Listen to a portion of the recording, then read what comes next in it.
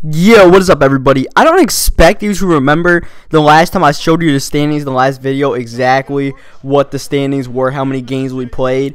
But if anybody did notice, there was a substantial gain in the amount of games we played from the last video I showed you against the Raptors to right now against the Bulls. And there's a reason for that. I was like, I want to get to the postseason, man. I would rather get to the playoffs at this point, especially with the NBA in the playoffs right now. I think it would be fun to simultaneously be in the playoffs.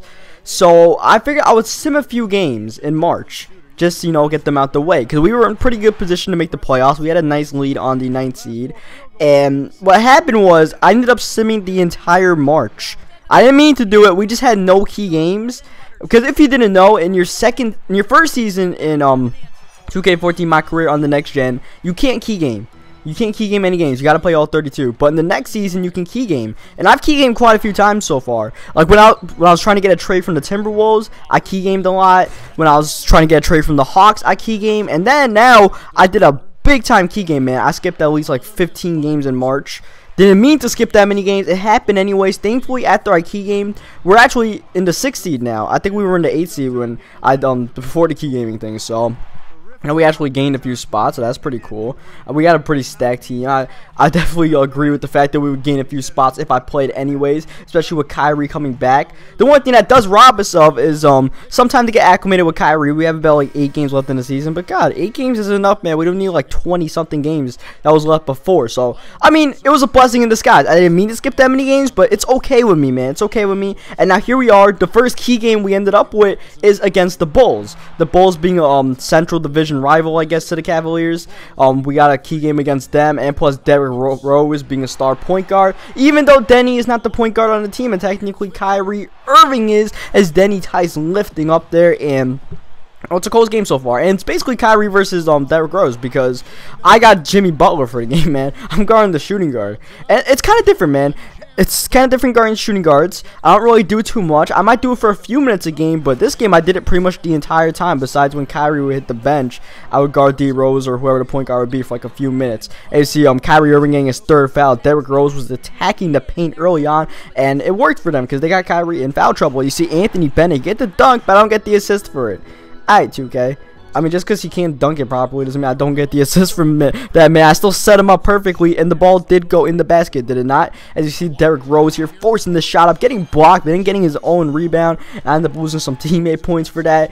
Alright, but yeah, so now we're pretty close to the playoffs. Yeah, I got like 2-3 more videos to show you guys, and then all of a sudden we're back in the playoffs, baby. I didn't expect to get here this fast, because obviously I did key game more games than I expected to throughout the season from the 2 trades I wanted to do. I would say I played 50 games. I actually played about 50 games this season, and I key gamed 30 of them, which is a decent percentage, man. There's a lot of games in the regular season, and I do like the key game feature. I definitely do like it. And look at Kyrie Irving scrapping around. D Rose gets the ball, but then Kyrie comes and takes it right back and takes it all the way. That's what I need from Kyrie, because Kyrie's not, his jump shot's not exactly flowing. Mainly the 3-point shot, I should say. The jump shot, the 2-point jump shot's alright, but the 3-pointer by Kyrie is kind of ass. So I'm gonna need Kyrie to do stuff like that. And plus, he's kind of slacking on D Rose defensively.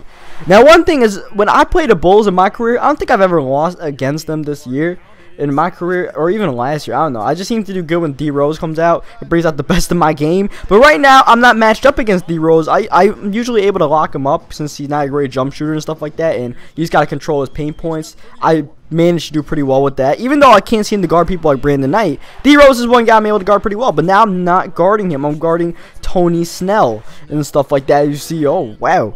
That Tony Snell just like hit that fading shot. Alright, that's fine. And look at Jeremy Lin faking me out. He was gonna go to the paint and cut, and then he decides at the last minute to fake me out and go back to the 3-point line. Nearly cost me a turnover. I have to make something out of nothing. I take it to the bucket all the way.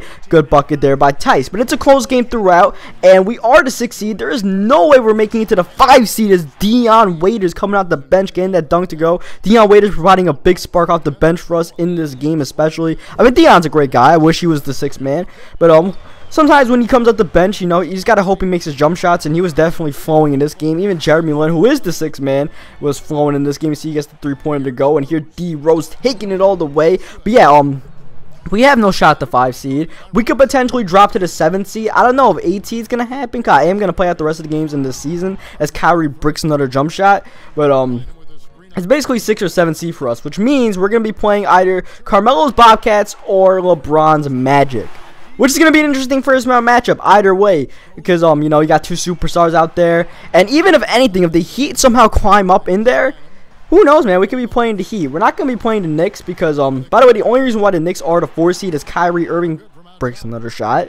But the only reason why they're the 4 seed is because they are going to be winning the Atlantic Division. The Atlantic Division is so bad that the Knicks' record, I think, is worse than ours, but they're going to be ahead of us due to them being the best in that very bad Atlantic Division. It's kind of like real life how bad the Atlantic Division is. One player that's not bad is Denny Tice. Trying to carry my team a little bit in this fourth quarter because Kyrie hasn't really got much going right now. So I'm like, all right, it's got to be me. It's got to be me. And here I try to get that rebound, but somehow it tips out to Noah, and it tips out to Noah. And, you know, third time's a charm. They get the bucket to go, and they stay within the game. It's a 3-point game. D-Rose out of control and throws the turnover. Kyrie playing some great denial defense there, and Denny Tice coast to coast and 1 over Jimmy Butler. I got Jimmy Butler in some foul trouble, and I got him in some turnover trouble. He's turned the ball over, and look at Kyrie Irving ahead of the pack.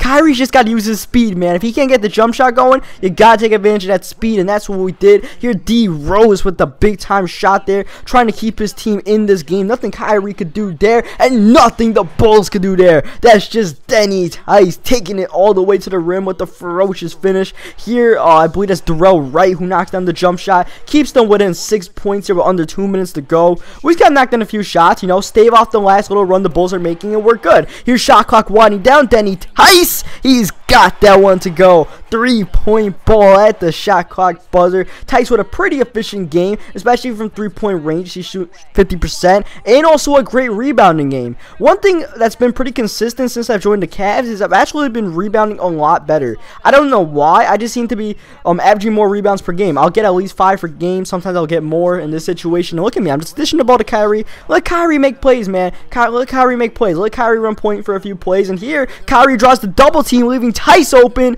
And if that happens, man, the Tice-Irving connection will be real, man. If we can get stuff like that happening with Denny Tice and Kyrie Irving, it's going to smell trouble for the rest of the league. The rest of the league might as well just concede, man, because that's going to be sick if we get that going. Look, Denny Tice setting the screen. Kyrie Irving getting the jump shot to go, and I'm starting to get things going with Kyrie, and that is a bad sign for the rest of the league. And it was a bad sign for the Bulls because they ended up taking the L of this game. So on that note, hope you guys leave a like on the video if you enjoyed this game. Subscribe for more NBA 2K14 micro games as we head to the playoffs with Kyrie, and I will catch you guys next. You amassed 53 points tonight. Would you agree that you put the team on your shoulders and just willed them to win with the way you were scoring? I wouldn't say that, nah, man. If anything, the team was carrying me by setting me up again and again each trip down the floor. I think the guys knew that I had the hot hand, so they made a point to try and spring me for an open look or get me the ball when I cut. This is a team game. And I know I don't even score half of my points without the help I got from my teammates. Best group of guys in the world, man.